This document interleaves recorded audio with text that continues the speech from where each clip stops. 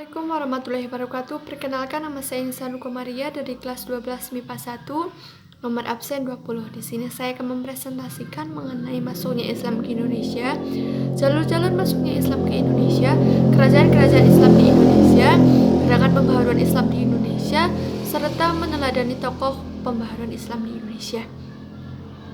1. Masuknya Islam di Indonesia. Menurut hasil seminar masuknya Islam di Indonesia pada tanggal 17-20 Maret 1963 yang dihadiri oleh sejumlah budayawan dan sejarawan Indonesia, disebutkan bahwa agama Islam masuk ke Indonesia pertama kali pada abad pertama Hijriah atau kira-kira pada abad ke-8 Masehi. Jalur masuknya Islam ke Indonesia, daerah pertama dan kepulauan Indonesia yang dimasuki Islam adalah pantai Sumatera bagian utara.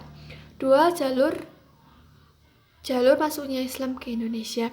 Islam masuk ke Indonesia melalui 2 jalur, yaitu 1. Jalur utara dengan rute Arab atau Mekah dan Madinah, Damaskus, Baghdad, Gujarat atau pantai barat India, Sri Lanka dan Indonesia. 2. Jalur selatan dengan rute Arab atau Mekah dan Madinah, Yaman, Gujarat, Sri Lanka dan Indonesia.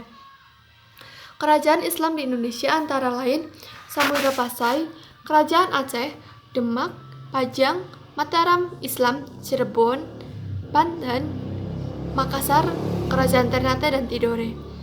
4. Gerakan pembaharuan Islam di Indonesia merupakan salah satu contoh berkembangnya Islam di Indonesia.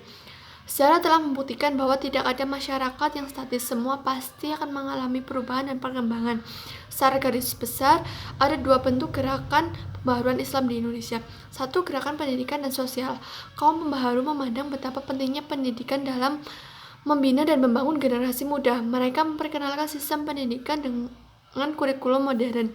Oleh sebab itu, mereka mendirikan lembaga pendidikan dan mengembangkan organisasi sosial kemasyarakatan sebagai berikut.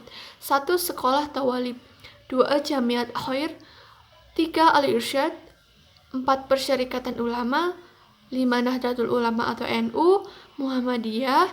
Persatuan Islam atau Persis. 2. Gerakan politik. Di antara partai politik Islam yang tumbuh sebelum zaman kemerdekaan adalah 1. Persaudaraan Muslimin Indonesia atau PERMI. 2. adalah Serikat Islam atau SI. 3. adalah Partai Islam Indonesia atau PSII. SI didirikan di Solo pada tanggal 11 November 1911. SI kemudian berubah menjadi Partai Serikat Islam Indonesia atau PSII. 5. Meneladani tokoh pembaharuan Islam di Indonesia.